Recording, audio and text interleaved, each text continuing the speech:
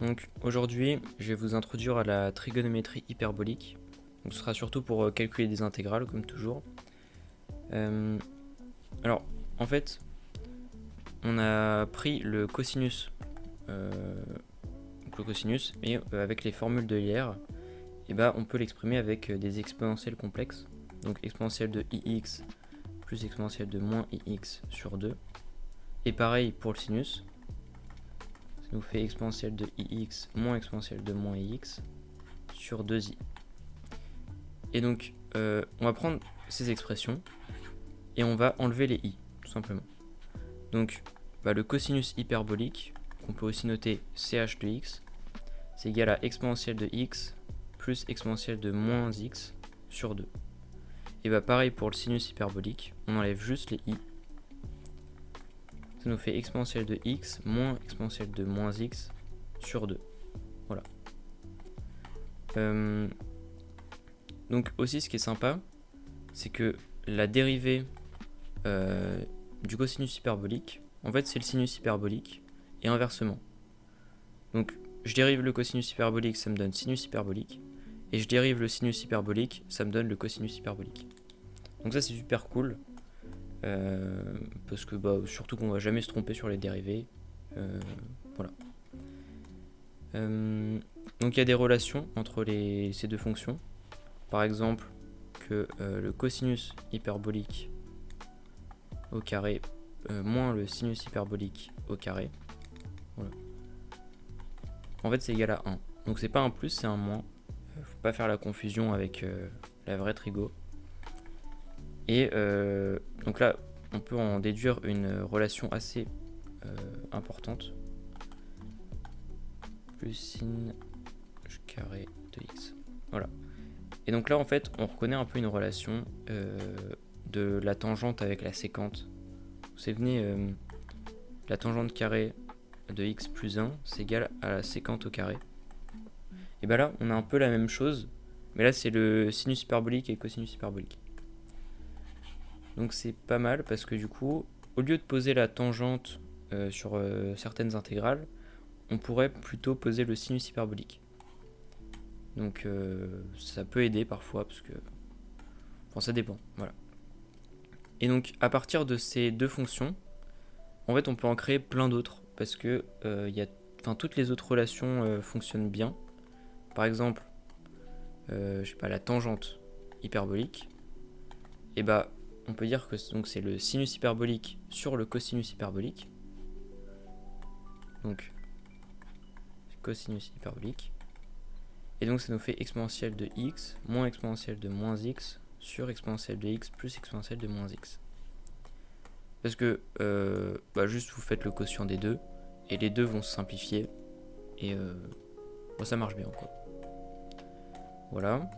Et donc pareil, on a par exemple la séquente hyperbolique, donc fait 1 sur le cosinus hyperbolique, ce qui nous fait donc 2 sur exponentielle de x plus exponentielle de moins x. Et donc là il y a une relation aussi qui est très sympa, qui vous rappelle la fonction, la trigo de base. Donc c'est celle-ci.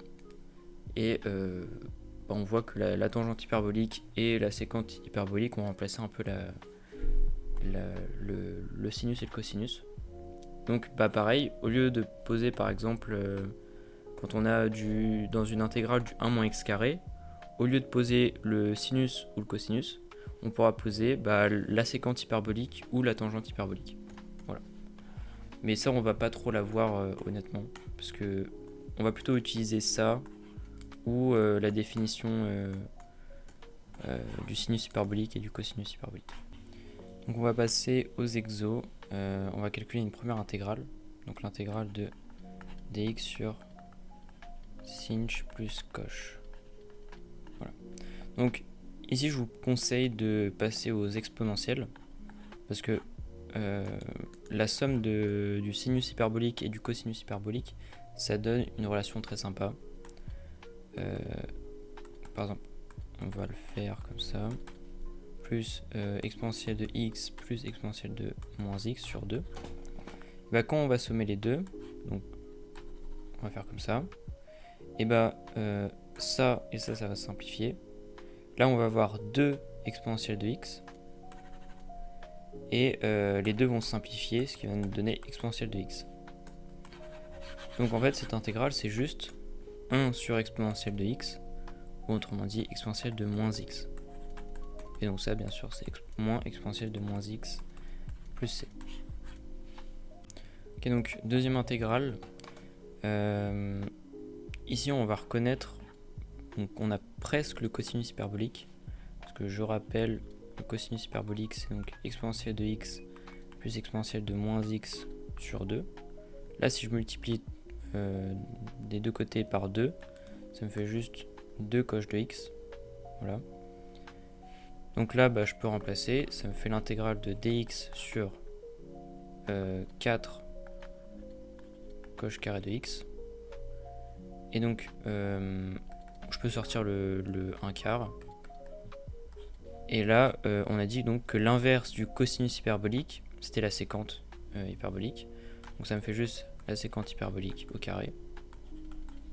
Et ça c'est juste égal à 1 sur 4 fois la tangente hyperbolique. Donc je l'ai dit, pour le coup on garde un peu les dérivés et les primitives des fonctions trigo de base. Enfin pas pour tout, mais ça ressemble fortement. Donc au pire si vous avez un doute, vous essayez un truc, et si c'est pas ça c'est pas grave, mais voilà.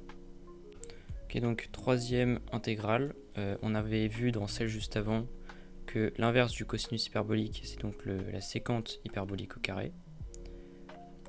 Donc comme ça. Et donc là on a un produit de fonction, donc intégration par partie.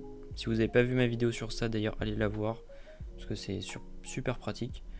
Donc là je dérive le x jusqu'à 0, là je mets la sécante au carré hyperbolique, et donc là je primitive. Donc la primitive donc c'est la tangente hyperbolique, et la primitive de ce truc là on va le faire rapidement.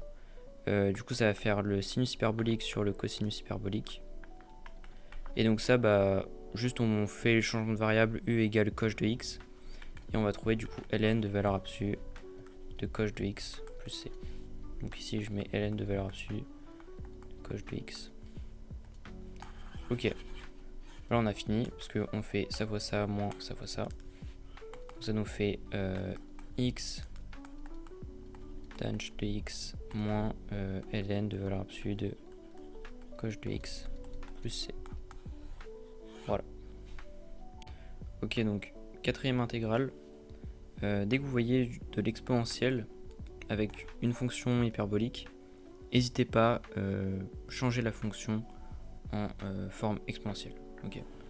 Donc ici on va avoir l'intégrale de 0 à plus l'infini, donc de exponentielle de moins x fois exponentielle de x moins exponentielle de moins x sur exponentielle de x plus exponentielle de moins x dx.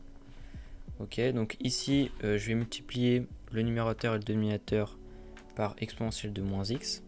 Comme ça j'aurai une bonne forme pour faire un changement de variable. Donc ça me fait 1 moins exponentielle de moins 2x sur 1 plus exponentielle de moins 2x fois exponentielle de moins x. Et là donc je vais poser u égale exponentielle de moins x, donc du égale moins exponentielle de moins x dx. Alors pour les bornes, en 0 ça me fait exponentielle de 0, donc 1, et en plus l'infini ça me fait exponentielle de moins l'infini, donc 0. Je mets le moins ici devant, donc ça me fait 1 moins u carré sur 1 plus u carré du. Voilà.